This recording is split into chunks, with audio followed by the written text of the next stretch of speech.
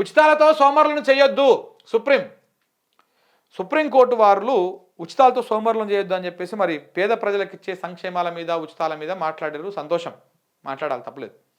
కానీ వందల వేల కోట్ల రూపాయలు, లక్షల కోట్ల రూపాయలు, 20 లక్షల కోట్ల రూపాయల డబ్బుని ఈ కార్పొరేటు వ్యక్తులకు, వీళ్లకు దిగ్గజాలకు కేంద్ర ప్రభుత్వం మాఫీ చేసింది. దాని గురించి కూడా మీరు మాట్లాడితే గౌరవంగా ఉంటుంది, గౌరవప్రదంగా ఉంటుంది సుప్రీంకోర్టుకు కూడా. ఇలా పేదలకు ఇచ్చే ఉచితాల మీద మీరు మాట్లాడుతూ ఉన్నారు, సోమరులు చేస్తూ ఉన్నారు పేదలు అని చెప్పేసి. ఈ ఉచిత పథకాలు తీసుకొని ఏ పేదోడు కూడా కోటీశ్వరుడు కాలే. సుప్రీంకోర్టు కానీ, న్యాయ వ్యవస్థ కానీ, న్యాయమూర్తులు కానీ ఆలోచించాల్సినటువంటి విషయం. ఇలా నువ్వు ఏ ఉచిత పథకం ఇచ్చినా కానీ ఆ పథకాలు తిన్నటువంటి ప్రజలు సోమరిపోతులు కాలే, ఆ ప్రజలు కోటీశ్వరులు కాలే, ఇంట్లో కూర్చొని ఏసీలు వేసుకొని పండుకున్నటువంటి స్థితికి పోలే. మీరు ఇచ్చే రేషన్ కానీ, మీరు ఇచ్చే ఏ స్కీములు కానీ ఆ పేదోడికి, మీరు అసలు దేశంలో పేదోళ్ళు ఉన్నారంటే ఆ ఫెయిల్యూర్ ఈ రాష్ట్ర ప్రభుత్వాన్ని, దేశ ప్రభుత్వాన్ని కదా. మీరు ఉపాధి కల్పించండి వాళ్ళకి, ఉపాధి కల్పించి వాళ్ళు పని చేయకపోతే సోమరులు అవుతారు. ఉపాధి కల్పించడం పక్కన పెట్టేసి ఫ్రీ పథకాలకు అది చేసి ఆ ఫ్రీ పథకాల పేరుతోటి మీరు ఓట్లు తీసుకొని ఆ ఫ్రీ పథకాల మీద సుప్రీంకోర్టు ఇట్లా మాట్లాడితే ఇదేదో పేదోళ్ళు సోమరిపోతులు అన్నట్టుగా ఈ లక్షల కోట్ల రూపాయలు, వేల కోట్ల రూపాయలు రైట్ ఆఫ్ల కింద మాఫీలు చేసుకున్నటువంటి కార్పొరేట్లు, మోతవర్లు వాళ్ళే దేశభక్తులు, వాళ్ళే దేశ ప్రజలు అన్నట్టుగా సుప్రీంకోర్టు కూడా ఇలా మాట్లాడడం ఏమాత్రం కూడా సమంజసం కాదు. మేము సుప్రీంకోర్టును తప్పు పడతలేము, సుప్రీంకోర్టు తీర్పును తప్పు పడుతున్నాం. ఆ రైట్ ఉంది. సో కాబట్టి న్యాయమూర్తులు ఆలోచించాలి.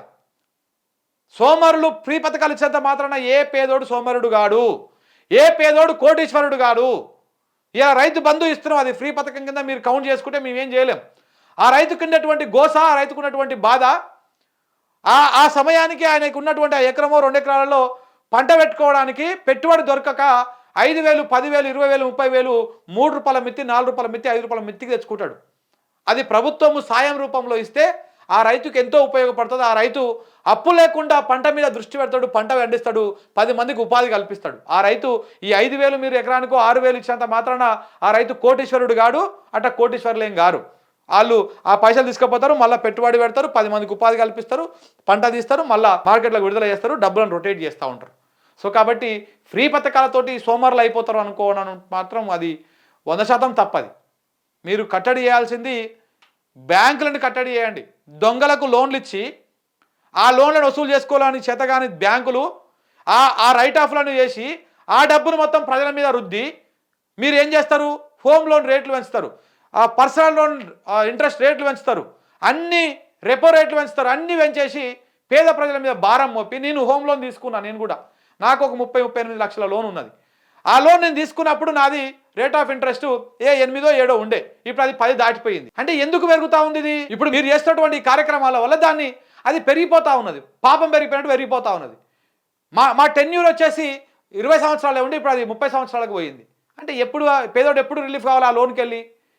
కానీ బలిసిన వాళ్లకు రేవంత్ రెడ్డి ఇయ్యంకునికి వెంటనే అదేదో రిలీఫ్ కింద ఒక 300 కోట్లు శాంక్షన్ చేస్తుంది కేంద్ర ప్రభుత్వం. ఎందుకు శాంక్షన్ చేస్తుంది? అడక తింటున్నాడు రేవంత్ రెడ్డి ఇయ్యంకుడు, అడక తింటున్నాడే, బిచ్చం వేసుకుంది, అడక తింటున్నాడు గుడికాడుకోయి. పెద్ద బడా కార్పొరేట్లకు లక్షల కోట్ల రూపాయలు, వేల కోట్ల రూపాయలు, వందల కోట్ల రూపాయలు మాఫీ చేసి పడేస్తూ ఉంది. దేనికి మాఫీ చేస్తూ ఉన్నది?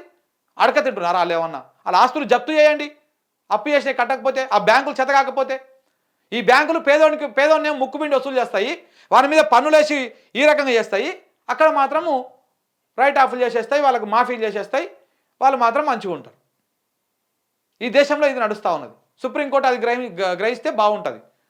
అది గ్రహించకుండా ఉచితాలతో సోమవారులు అవుతారంటే పేద ప్రజలు ఎవడు సోమవారుడు కాడు. ఇంట్లో కూర్చొని ప్రభుత్వం ఇచ్చేటువంటి రాష్ట్ర కేంద్ర ప్రభుత్వం ఇచ్చే పథకాలతోనే తిని బతుకుతున్నటువంటి ఒక్క ఇల్లును చూపించండి, ఒక్క ఇల్లును చూపించండి. కేవలం ప్రభుత్వాలతోటే వచ్చిన పథకాలతోనే బతుకుతున్న ఇల్లు చూపించండి ఒకటి. వాళ్ళు ఏదో ఒక పని చేసుకోవాలి, అది తెలిసి అడిషనల్.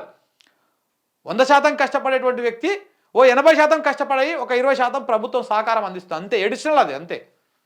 ఏదో రిలీఫ్, 1 గంట 2 గంటలు ఎక్కువ పడుకోవడానికి అవకాశం వచ్చేటువంటి రిలీఫ్ అది, అంతే. అంతకు మించి ఇంకొకటి ఏం లేదు.